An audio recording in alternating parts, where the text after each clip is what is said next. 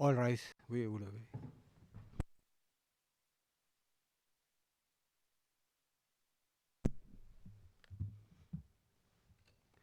Please be seated. Veuillez vous asseoir.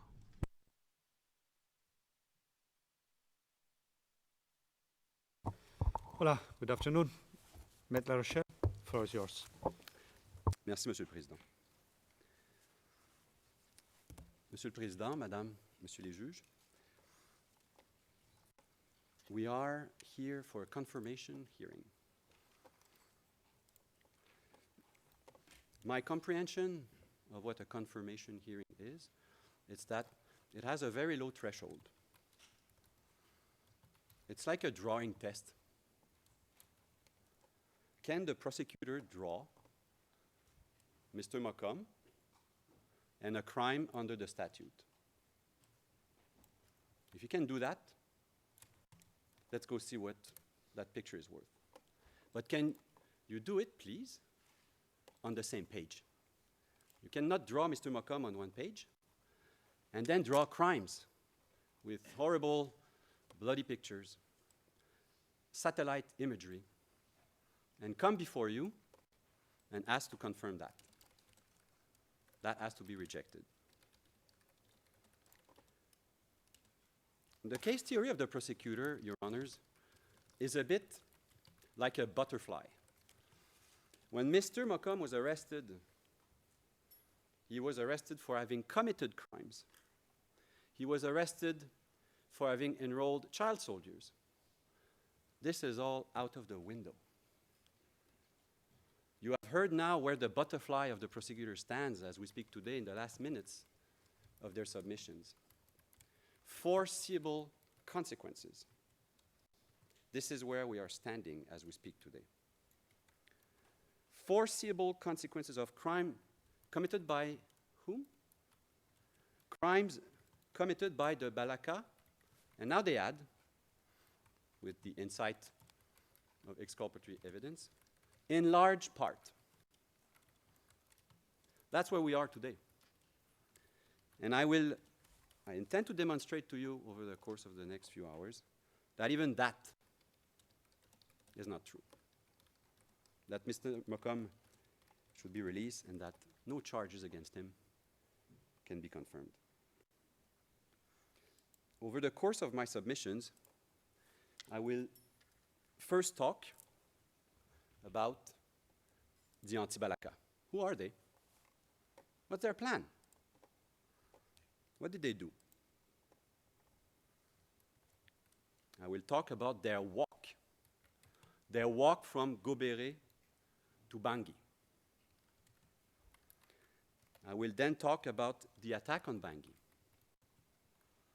and of course the attack on Bosangoa, the two major crime scenes to which the prosecutor has now narrowed its drawing. I will then talk about the return of Mokom to Bangui on February 2014. After me, you will hear my colleague Kate Gibson, because we have to speak about the law at some point, and she claims she has understood one or two things about the prosecutor's theory and the legal ground for it, and she will address you about that. She will try to catch the prosecutor's butterfly. Who are the anti-Balaka? Two persons I already mentioned. General Angelo and General Lebene. Witness P884 at car OTP 2072 1814 speaks of Lebene, 12 puissance, a butcher from Bokangolo. The Seleka arrived in his zone. They asked him for money. He did not have any. They took his wife. They took his two kids. They put them in a hut. And they told him, pay us, or we will burn them. He said, I told you, I don't have money. They burned his entire family. He cried. He had nothing left. The only thing left for him was to seek revenge. He left for Goberet. He became a chief. And witness P884, and this is at line, 1119 to 1193. He's not a bad guy. That's 884. He's not a bad guy. He's looking for peace. Nothing about his constitutional aspirations. Nothing. Did he want Bozizé back? Did he care about having Bozizé back? I don't think so. General Angelo, we hear from him at car OTP 0000911. Witness P1521. He comes from the village of Ndumbu. When the Seleka arrived, 2 members of his family were killed on the road to Buka. At the funeral, there was a gathering, the Seleka came and killed more people. At that moment, he stole a weapon from one of the Seleka and ran into the bush. They did not manage to capture him. They went back to the village and killed 2 more members of his family. He runs away to Batangafo. This is at page 37, line 22, to page 38, line 13.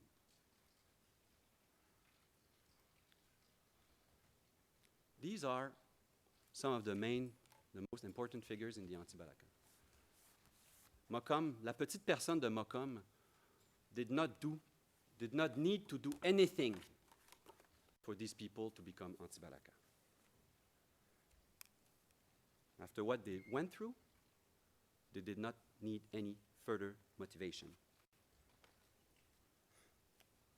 And an interesting piece of evidence by P1521 at car OTP 2046-0603 at paragraph 117. He talks about the trial of Angelo in Bangui. And he says this, he offers this insider. These arrests were arbitrary. People are just putting crimes on the back of Angelo. They were saying that Angelo had given them the order to steal. In reality, he executed people who were claiming crimes in his name.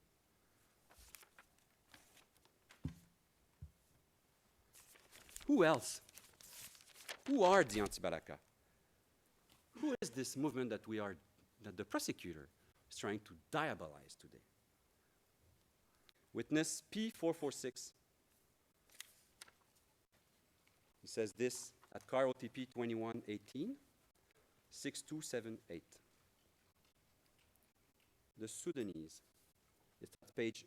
It's at line 207 to 213 and 216 to 227. The Sudanese, the Chadians, they came. They raped our mothers. They raped our sisters. They harmed the whole population. The youth of the Central African Republic rose like a single man. They organized themselves in autodefense to defend their country. And he says, I ran to Zongo to save and preserve what was remaining of my soul. We must save our country. Who are the Anti-Balaka? Women, men, children. Maybe the orphans of that village of Zaire, which was raised by the Seleka, who had no parents anymore. Muslims, Christians, young people, old people, leaders, displaced people, vengeful people, ex-soldiers, bandits, sorcerers, marabout, as they call them. It's everyone. It's dozens, if not hundreds, at some point, of thousands of people standing up. And we are alleged to coordinate that. It's the soul. of the Central African Republic that the prosecutor is calling a criminal plan today, which is put on trial by the prosecution. There's no structure. There's no leaders. One witness says, the guy with the gun is the leader. There's no clear chain of command. And they have fluid and changing membership. As they go, as they fight, as they get far away from their villages, the membership changes. This is at car OTP 00091900001, page 15 to 17, by witness P876. He says this: the name of Antibalaka was adopted by everyone.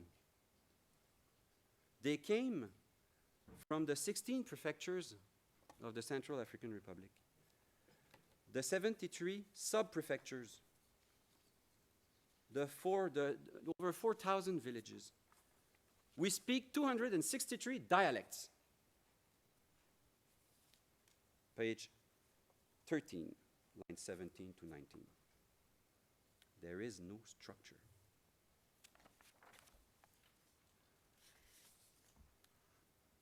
That witness says that it started when a group called Antibalaka had an important victory in Buka.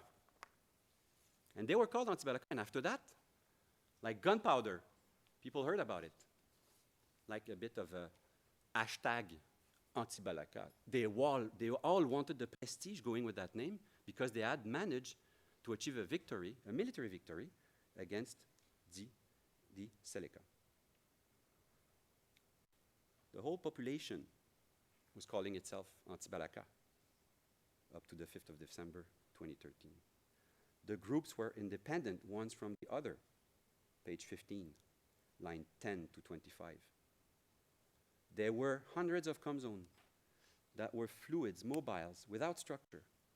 They were afraid for their lives because of the potential of reprisals after fighting the members of the Seleka.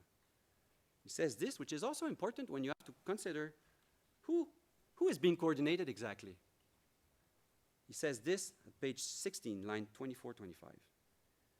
It is impossible, because of this fluidity, for a comzone to know at any given time who are all the individuals who are claiming to be Antibalaka in his own zone. That's who we are supposed to be coordinating from Zongo.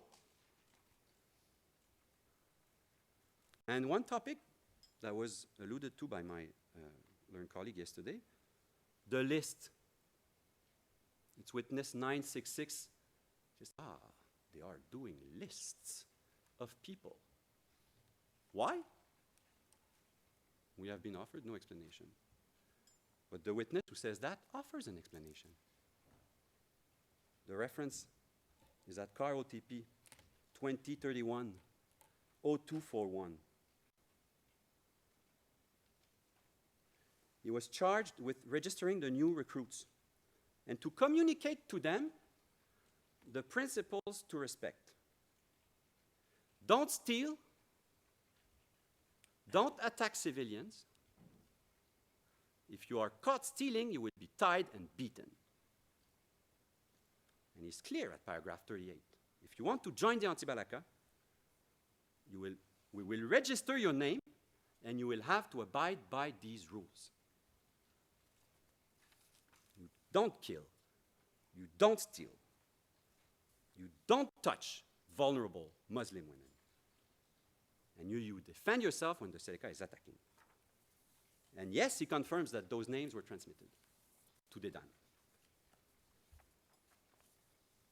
When I said the chief is the one with the automatic weapon, the reference is at car OTP 0000909, page 18, line 24 to page 19, line 1.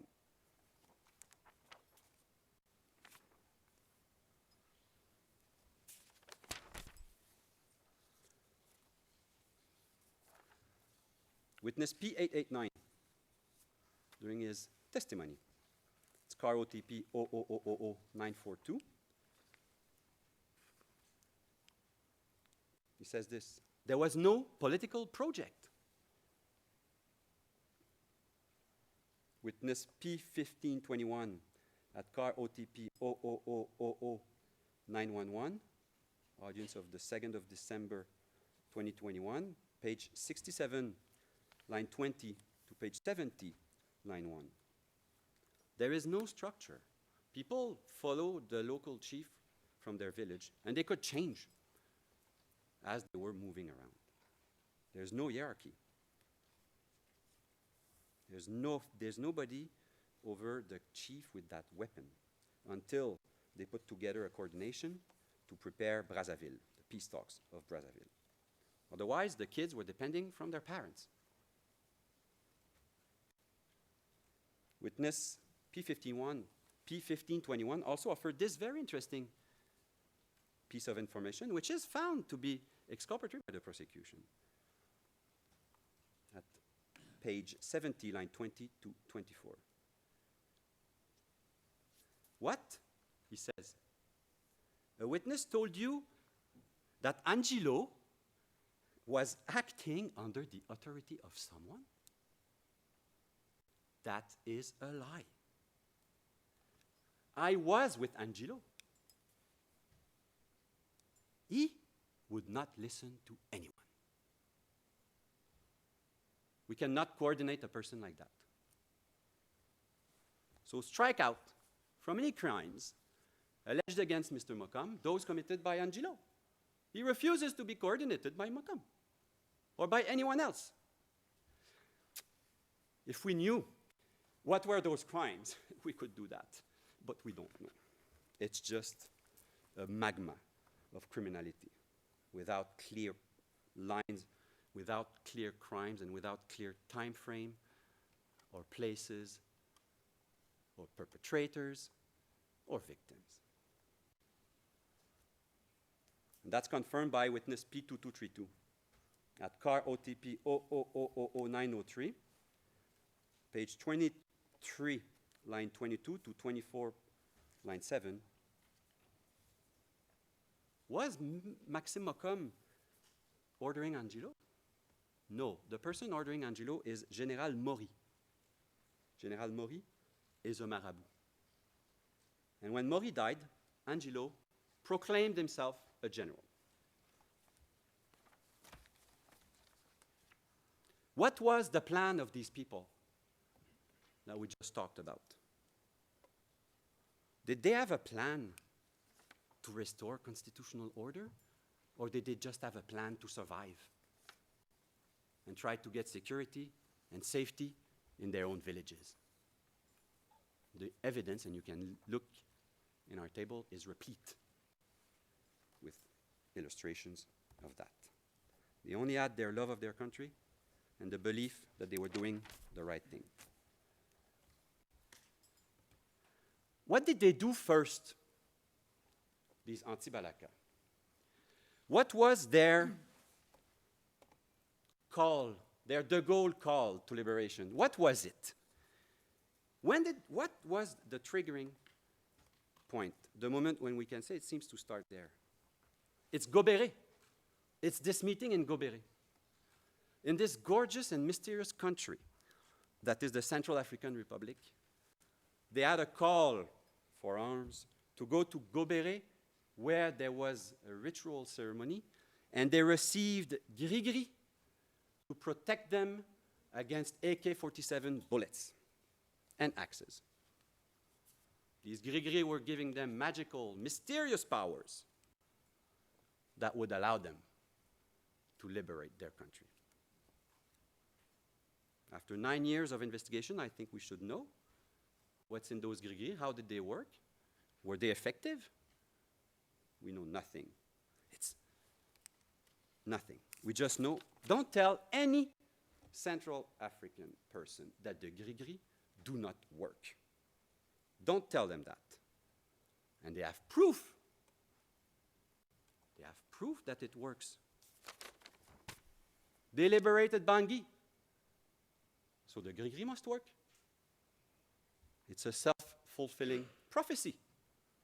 Like the prosecutor's case. There were crimes. Mokom coordinates. He must be responsible. It's a self-fulfilling prophecy. Imagine the strength of the belief in someone's mind that he goes against a guy with an AK-47 armed with pockets of unknown elements around his neck. Maybe a screwdriver or the remaining of a chair, I don't know.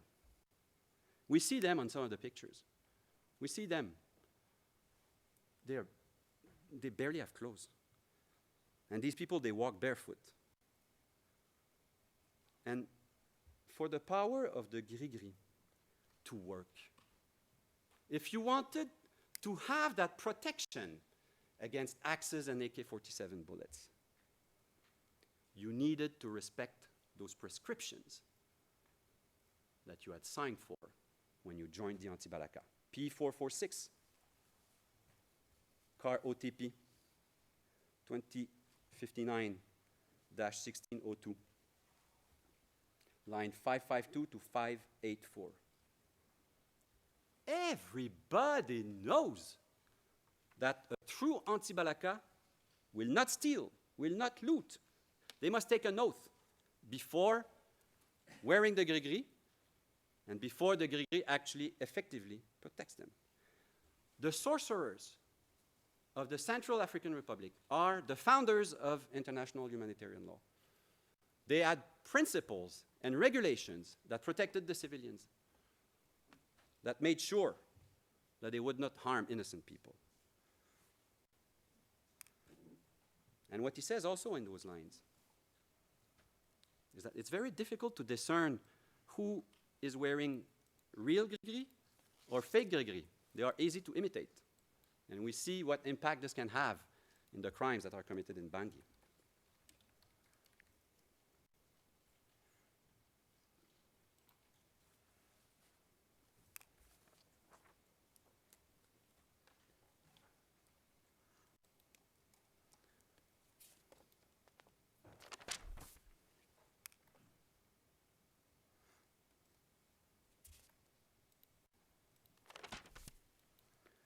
So, these people, armed with their gris-gris and their what they could find, they went barefoot from their respective village, walking hundreds of kilometers, converging to Bangui. And when you read the evidence, this was no small endeavor. There were battles. Battles in Bogangolo, battles in Buka, battles in Bosambele, battles in Benzabe, battles in Bozum, battles in Bosangwa. Is there any place in this country that doesn't start with a B? Yes, there is. Njo. The Battle of Njo. And for that one, I will come to it a little later, but we will speak about the Battle of Njo because the prosecutor went a little fast on that one.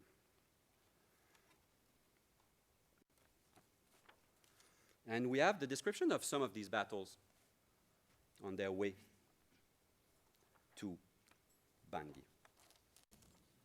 I want to read the evidence of witness P966 who was involved in some of these battles. On the 4th of April 2022, car OTP 0000950-00001, and I'm going to read from page 40, line 4 to 40, line 25.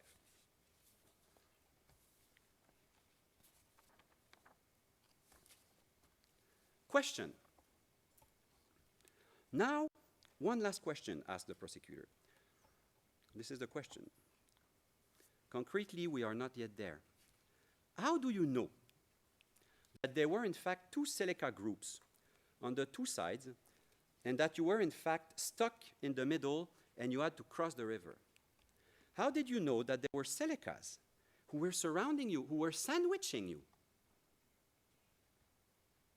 Answer. Thank you. We had already battled with them in Bossangoa. Immediately after that, they called for reinforcements from Bozum. And these reinforcements had to attack us at Luam while we were crossing the Luam. When we were advancing, they were chasing us, and the reinforcements were coming from in front of us. And so, as a result of that, we were compelled to disperse inside the bushes. Those from Bossangoa were chasing us, while the reinforcements from Bozum were also coming, and therefore they sandwiched us. This is an examination in chief by a prosecution. And in my mind, it's a textbook example of why you should avoid and prohibit leading questions. Because listen to what is the question of the prosecutor after that, who maybe is not too happy about the level of coordination revealed by that spontaneous answer. So what is she going to try to do? Put the plan in the witness' head and the coordination.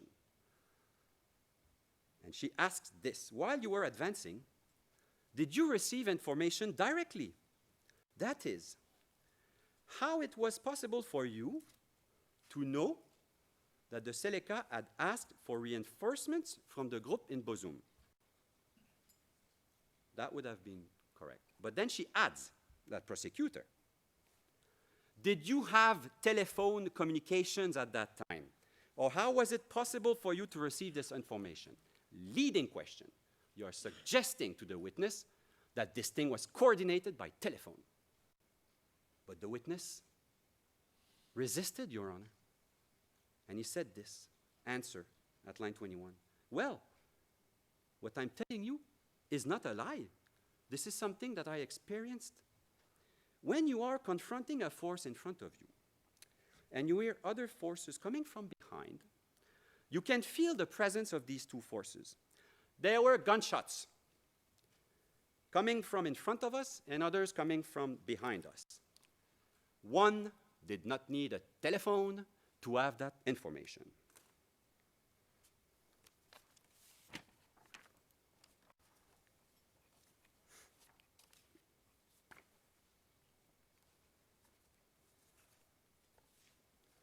Another interesting extract where we know a little more about the events that led to Angelo becoming completely unruly is at P966 on the 5th of April 2022 at car OTP 0001127.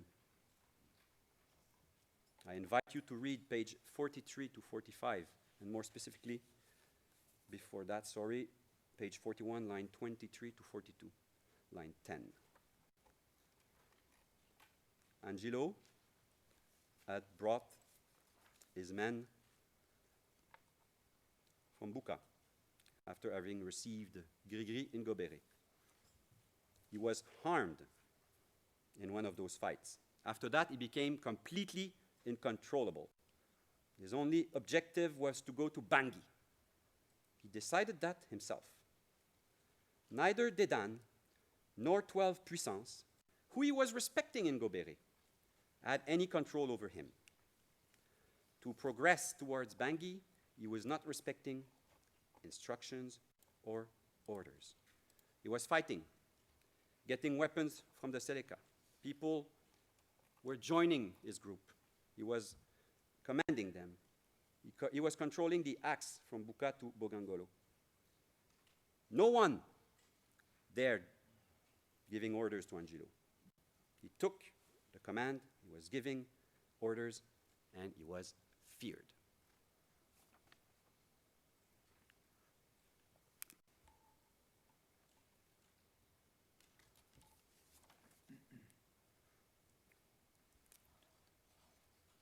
it's at page 43 to 45 of the last reference I mentioned.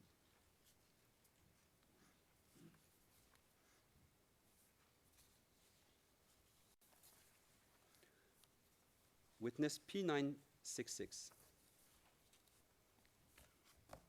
and is at car OTP 2031 0241 explains that, paragraph 47,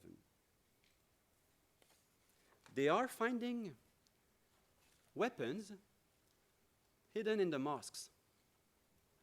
There are weapons hidden in some mosques. Which ones?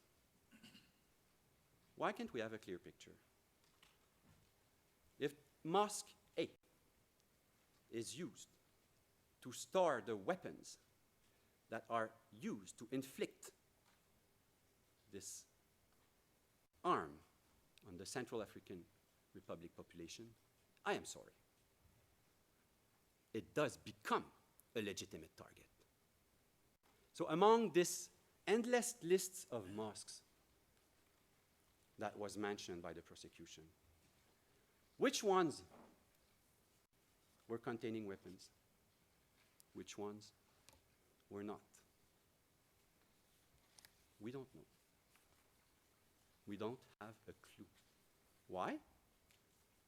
Because we look at satellite images. Doesn't show the weapons in the mosques. Doesn't show who destroyed them either. Was it vengeful people? Also, that's in the exculpatory material. Was it the vengeful people in the community who finally relieved and delivered from the Seleka warlords, took justice in their hand? It is everywhere in the evidence.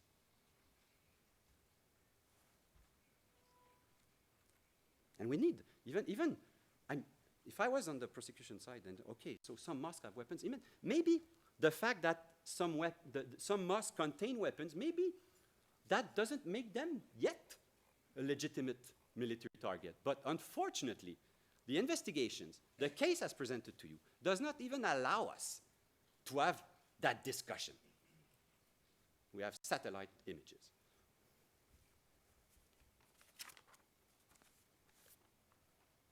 And we have these battles that are occurring everywhere. We just have like bits and pieces and sketchy information about, just as I said, their authors and who committed them. There is one of these battles that stands out, and that's the Battle of Njo. And Your Honors, to talk about this one, it's Battle of Njo is mentioned in box 150 of Annex C1 to the DCC. And I will need to go into a closed session briefly to discuss that one, please. Yes, Mr. Court Officer, kindly go. We're going on closed session. J'ai parlé combien de temps? 35 minutes. OK, là, tu me donnes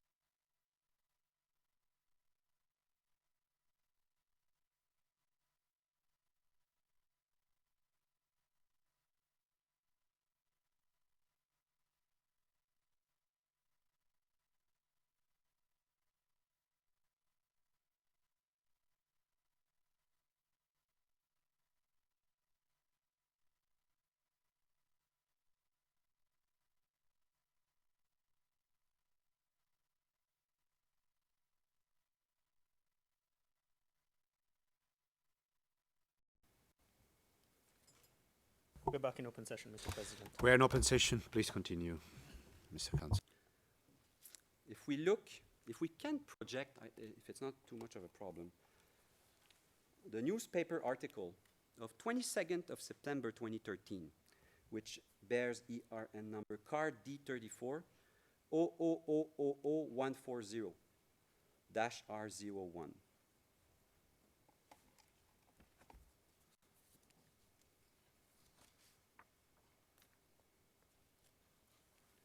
Ça, dans le reste de l'article, ça disait.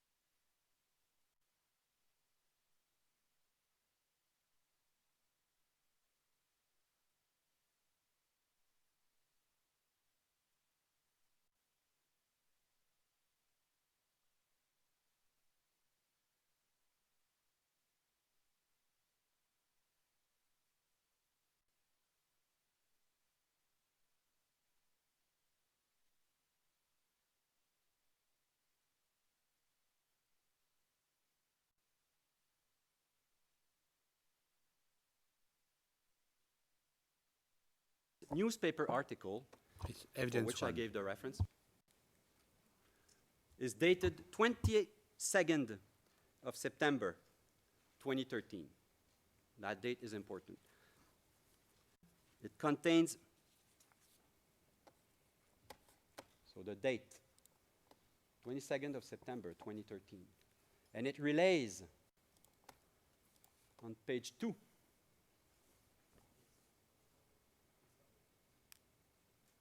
A picture. And what does that picture say?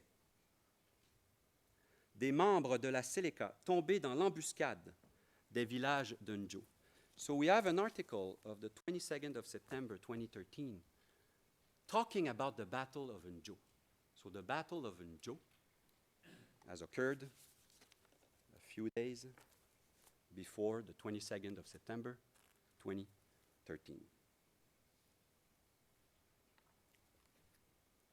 And the DCC, the Annex C1 to the DCC, at paragraph 35, mentions the incident of the pickup that was brought with victims to Bangui. It's a few days before the 5th of December. So these two events are not the same. Now, if we could project car OTP car OTP 00001168.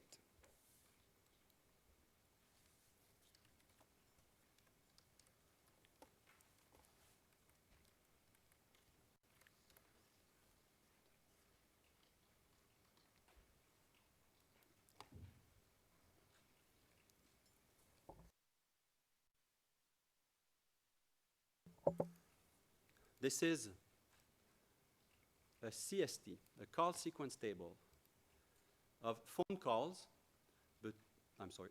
We don't have it yet on the screen. Okay, Hold no, I'm on. just describing the document. Okay, just please continue. This is Here a we have it. CST that was communicated to us by the prosecution of the calls between Mokom and Dedan, who is alleged to be coordinating the maneuvers and everything during the Joe attack, Your Honors. There is not a single call between the 10th of September to the 23rd of September. Not a single call. 2232 made this up. He invented that. And it's confirmed by the statement we have produced, the statement of witness D4, which is found at car D34 0000101R01. He is a participant in the Njo attack. He confirms that it occurred in September. He confirms that there were no other attacks at paragraph 17. He recognizes the pickup that they have managed to break from the Seleka. He confirms that they fought against Seleka soldiers at paragraph 11 and 12. He also says at paragraph 18, there is no network coverage in Joe. It's in the middle of nowhere. And he mentions a person who were present, and Dedan is not there. He's not mentioned. In a statement, he explains that he saw him a few days after that. So now you understand why we moved rather quickly through the Njo attack.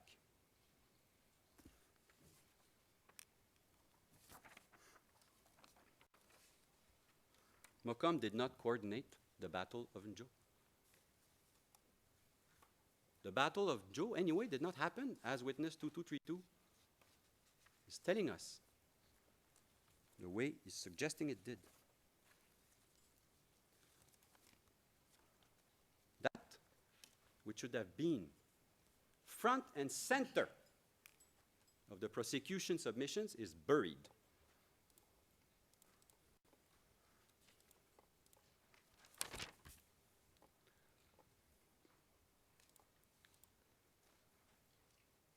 So there is no concrete, tangible, precise evidence about any battle that Mokom would have coordinated before the 5th of December.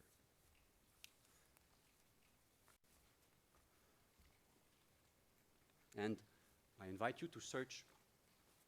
There is other references to the Battle of Njo in the evidence. There are priests and imams who ran into that battle by chance with accurate dates of when it happened, and you will see. It's on the 15th. I don't have these references with me, but I'm happy to provide them after the hearing. So what else? Mokom, there's no evidence of some coordination of an attack that led to civilian casualties or other crimes.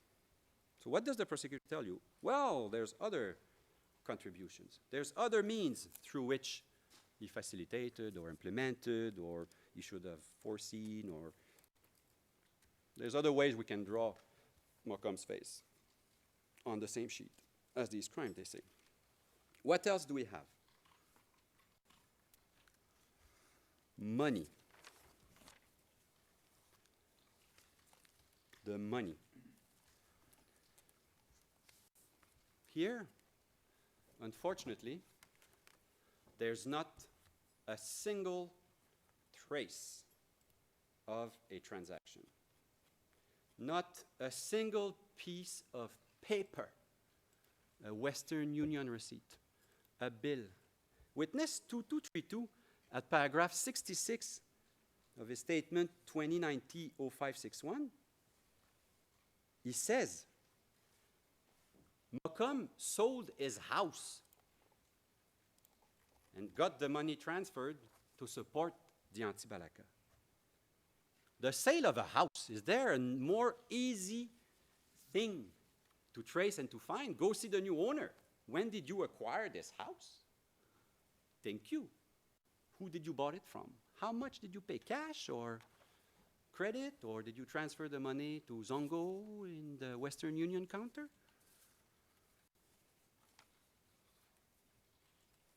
And as expected, 2032 provides rich details about money transfers and important amounts of money.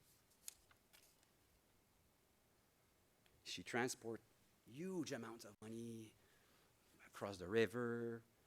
She mentioned, this is at paragraph 66 to 70 of the statement I just mentioned.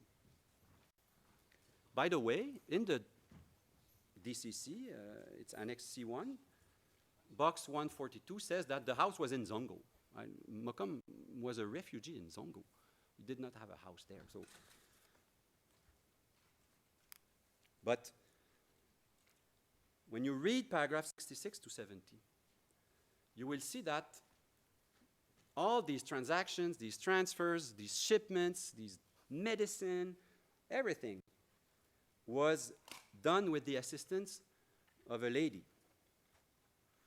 which I will not give her name to for safety reasons.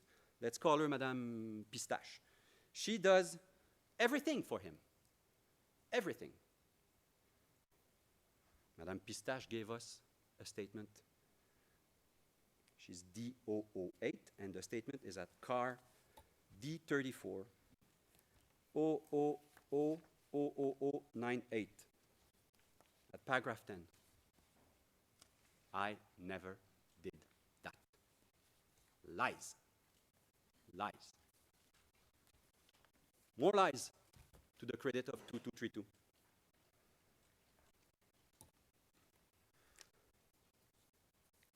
And while we're on the topic of money, in the same statement, witness 2232 at paragraph 76, this is at page 0572 of the document, he gives this whole story about how the Anti-Balaka had roadblocks, were collecting money, transferring it through the person of witness P405 to Mokom. Well, we met witness P405. He gave us a statement at car D34 0000090, paragraph 96. Lies. More lies. This witness 2232 cannot be trusted. I know it's not the purpose of a confirmation hearing, but there are way too many problems and more to come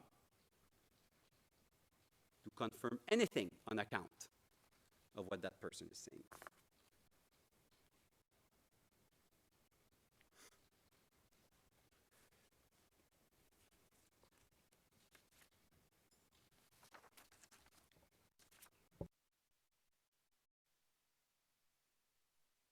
Mistake. It's paragraph 49. I said paragraph 96. Thank you, Madam. It's paragraph 49. My apologies.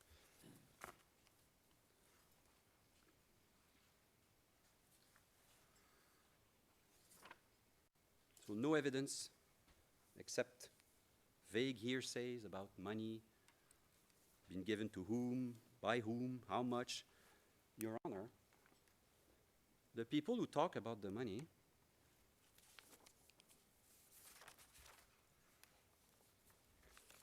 they mention that the money is transferred. I'm sorry. I'll give you those references. Witness 876 at car OTP 2046-0249. Sorry. The correct reference is 2046-0455 at lines 293 to 301. Witness 876 says Mokom was receiving money at the Western Union counter in Zongo. Whereas, according to witness P889,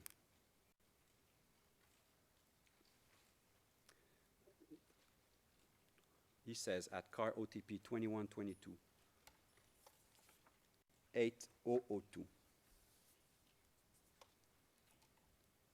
There is no Western Union counter in Zongo. It's so small. There is no Western Union counter. So these people, anyone saying that they're transferring money or is receiving money to a Western Union counter in Zongo is lying. Like 2232. He says that.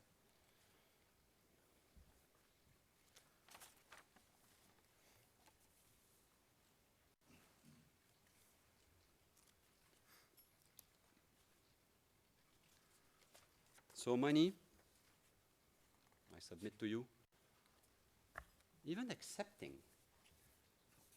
taking this evidence at its best, that this was used to buy artisanal ammunition. How many? Where? What? What comes on? An unruly one? One that committed crimes? One that destroyed a mosque with weapons in it or not? Two different sheets of paper. Okay, this is 2023, so we will talk of eventually Facebook, but for now, I want to talk about something which the prosecutor alluded to yesterday, and that's weapons. I want to talk about this shipment of weapons that was mentioned yesterday by the prosecution. Those weapons that were organized by Mokom. Between two individuals, they were collected in Bangui, and then those weapons were shipped out north to Bosangwa. I need to go into a short closed session to address that, Your Honor. Court officer, kindly.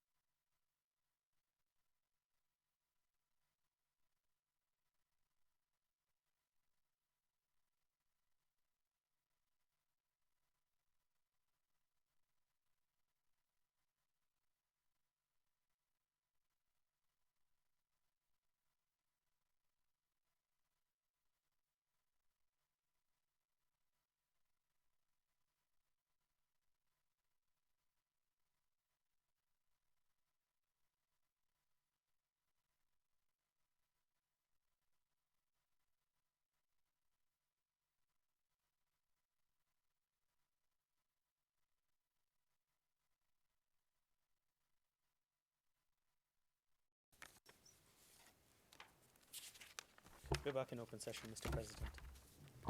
We're in open session. Please continue. Thank you, Your Honor. So 2269 explains the battle, explains the purpose, explains some fights. He gets to Bangui. It's at paragraph 83. He gets to Bangui. What does it say at paragraph 83? The Seleka were heavily armed. We only had hunting weapons and sticks. What? Where are the AK-47? They're gone. The grenades, the ammunitions, the DPK machine gun. He lost them in the ground. He lost them near Basambele or Buka or Bois. Or maybe he just forgot, since paragraph 68, that he was equipped with these weapons. But they're not with him in Bangui. They're gone.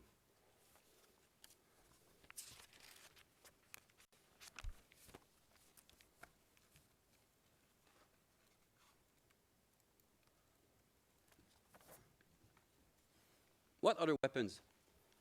The prosecutor mentioned yesterday witness 889. And witness 889 at car OTP 2122 7600 at line 675 to 726 talks of one episode where artisanal ammunitions were sent over the Ubangi River on the other side. That's half the episodes he described in his initial statement at 2027, 2290, paragraph 35, where we had 2 episodes. I suggest to you that it's going to come down to 0 next time he speaks.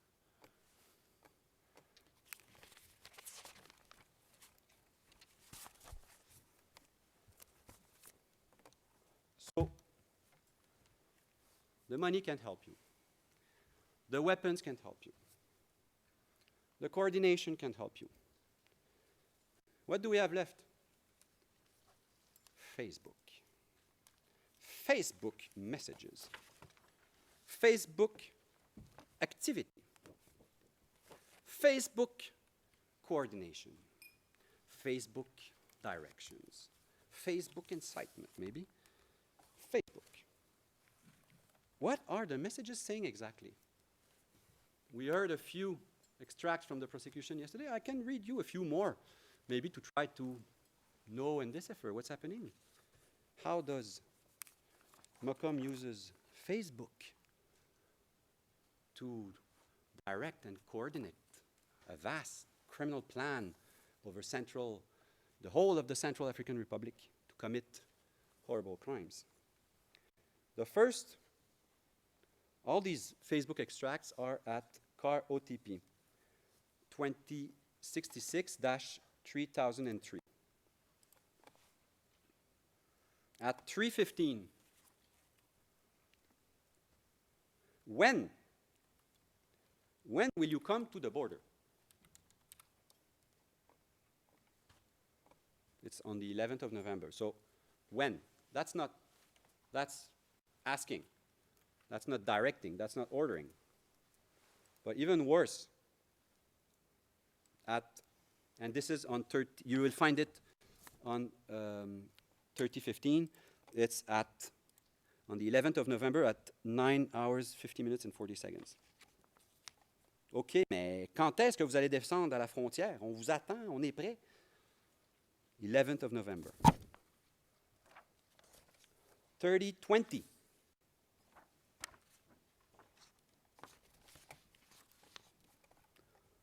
This is on the 2nd of December,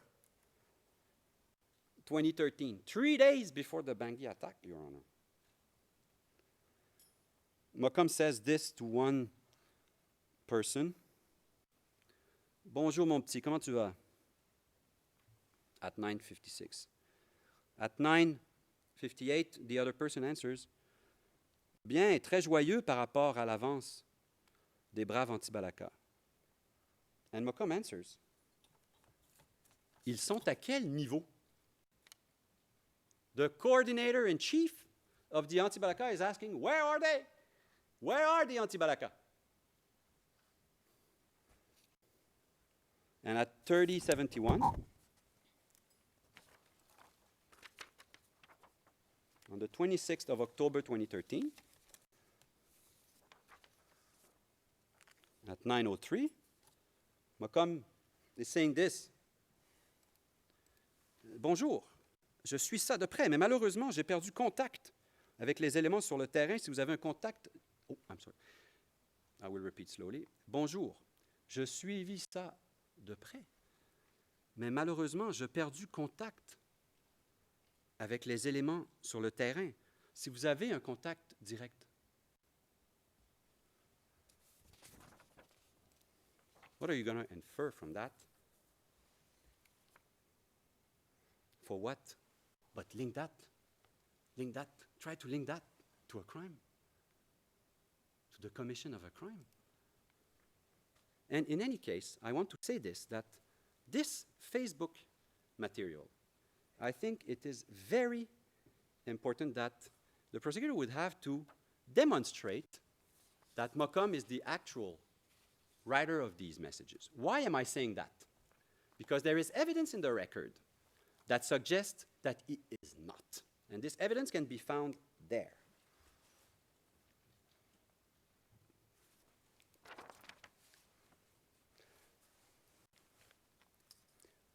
P2232 at car OTP 2100 2569. Maybe we go in closed session for that because I don't. Just briefly, Your Honor. Court officer, please.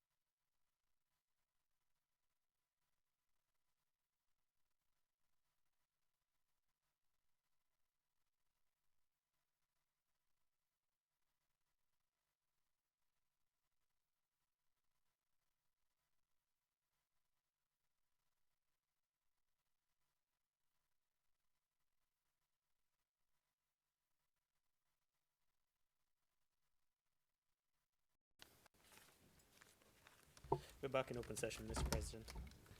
We're in open session. Thank you. Here, you may proceed. Facebook doesn't work either. We need something better. What do we have? Hundreds of thousands of phone calls. What do we have? Phone calls. The phone calls. They are summarized, some of them, in Annex C2 to the DCC. C2 does not mention a single crime, does not link a single phone calls. Links phone calls to the attack of Bangui, links phone calls to the attack of Bossangoa, but does not link a phone call to a crime. And if you look at C2, strangely enough, there is reference to the calls between Dedan and Mokom. They speak daily, if you believe that. Daily. And this amount of calls, is it evidence of coordination or disorganization? There is evidence that the network was not working properly. There is evidence that they were switching phones amongst themselves. But most strikingly, there is not evidence of the content of a single of these calls. Are they talking? There's 1.5 million people scattered around the countryside of the Central African Republic during that time frame. Some of these people are related. Some of their relatives are in the bush, lost, dead, injured. There's so much that can take place during these calls. The best evidence we have about this is, again, 2232. And we will have to go in closed session for that. Court officer, kindly proceed.